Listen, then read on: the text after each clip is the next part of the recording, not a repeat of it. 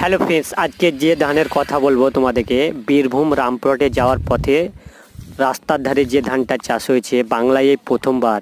এই ধানটা দেখো কালো লালচে, এটার নাম হচ্ছে ব্ল্যাক রাইস নামে পরিচিত। আমি প্রথমে ভেবেছিলাম এটা ঘাস প্রথমে, আর কাছে গিয়ে দেখলাম এটা ব্ল্যাক রাইস, আর এর বাজার মূল্য অনেক।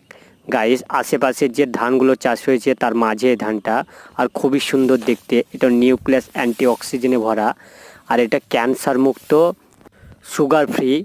আর এটা বাজারে গিয়ে সার্চ করবে, যা এর চালের দাম অনেক, যা বিদেশের দেশে এটা বেশি চাষ হয়।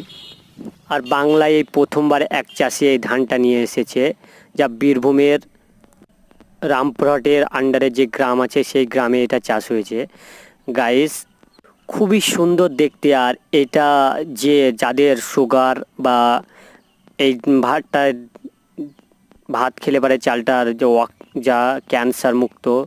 আর দেখো চারিদিকে এত সুন্দর লাগছে, যে চাষিরা আদার্স ধান চাষ করেছে তার থেকে এটা মুনাফা বেশি, আর এটা অসুখ বিসুখ কম। আর গাইস, তোমরা ভিডিওটা ঠিক মতো টাইম দেওয়ার জন্য ধন্যবাদ। আর ভালো লেগে থাকলে একটা লাইক, সাবস্ক্রাইবার, আর আমার পেজটা গিয়ে পুরো ভিডিও দেখে ধন্যবাদ।